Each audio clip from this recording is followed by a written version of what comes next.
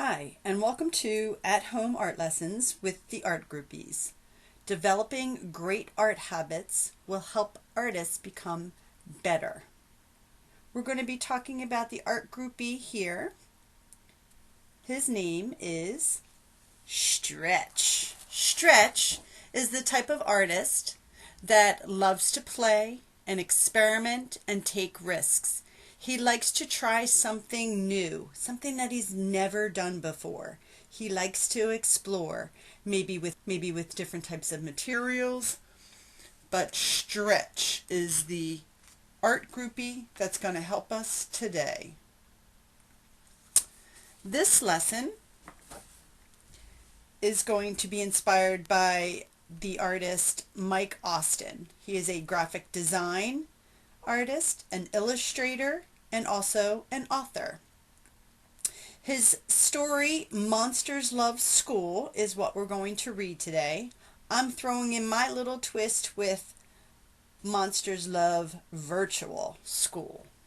So, Mike Austin, graphic design artist. Now, during these times, things are so different. We need to be brave.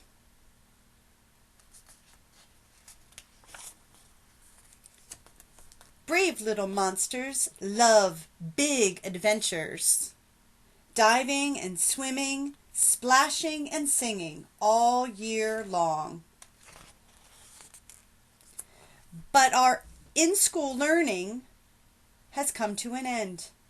Now it's time to get ready for the biggest adventure of all. But remember, we need to be brave. Monsters Virtual School. Virtual school? Gulp.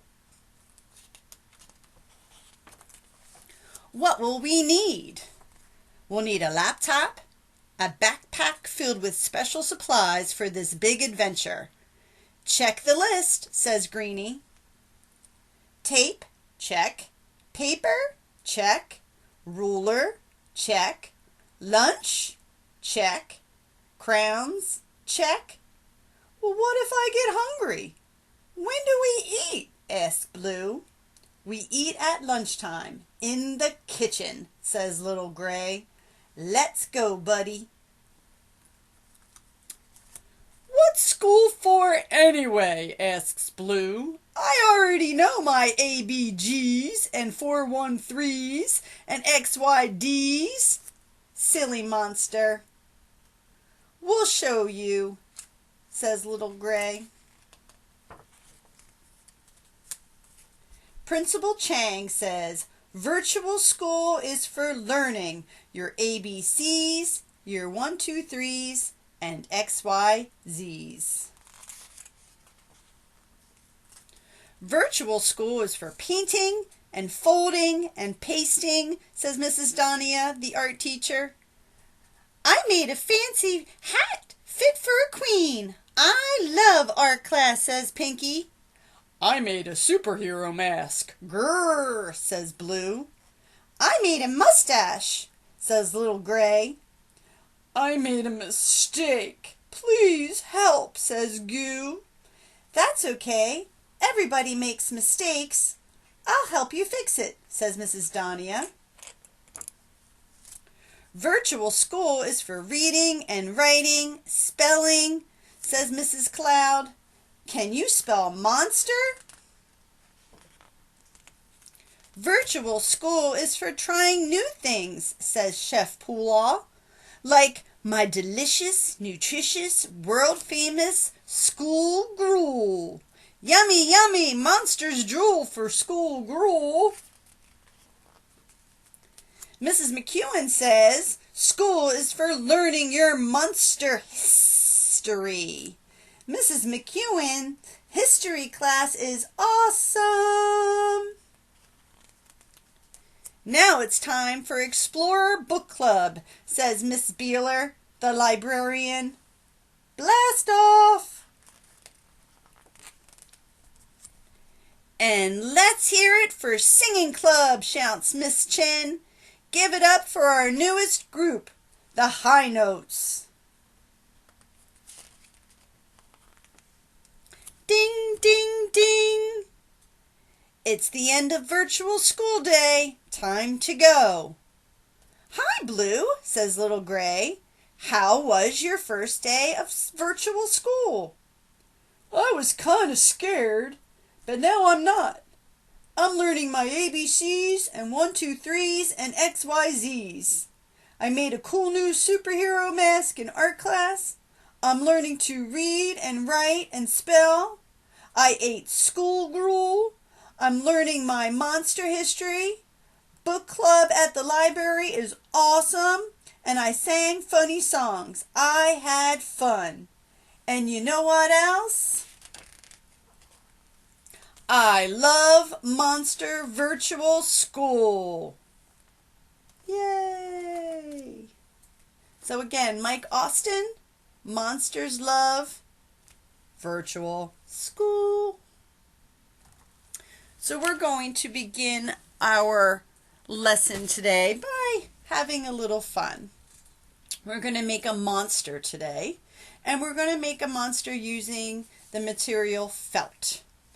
What I did is I glued some of my felt first down onto a cardboard backing.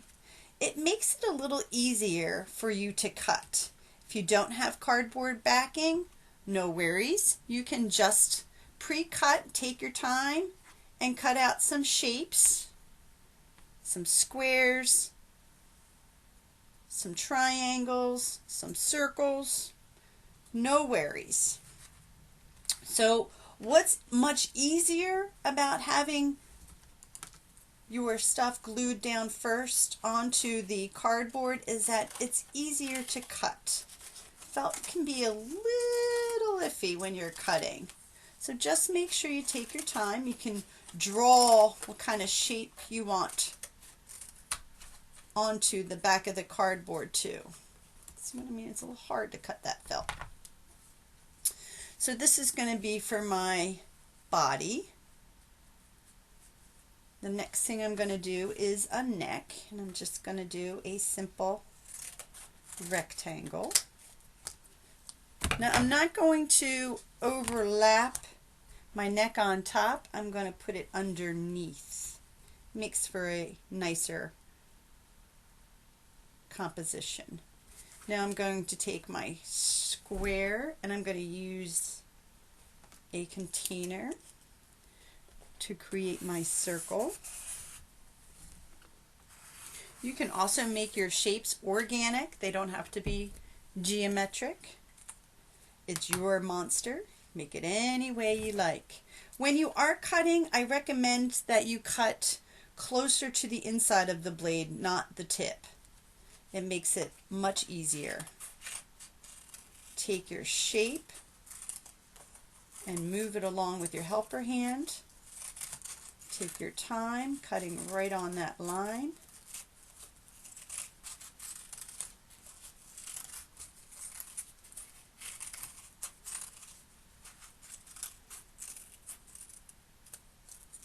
And voila.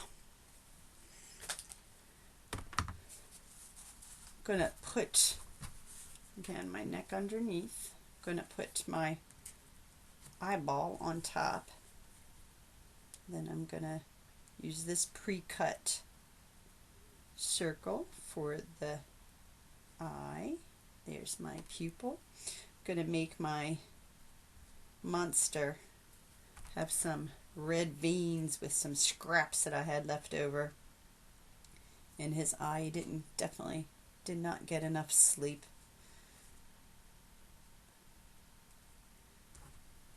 So I'm going to lay out everything before I glue it down, because I might decide to change my idea.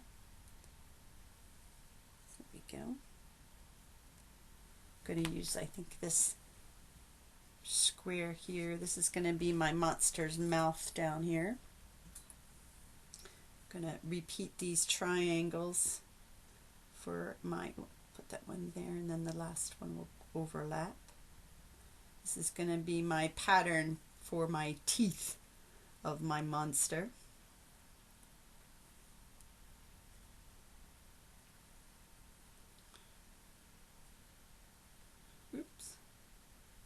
So voila, kind of like that shape. I have some little pieces of yarn that I could maybe add some texture to my monster. Pick that up and lay that underneath.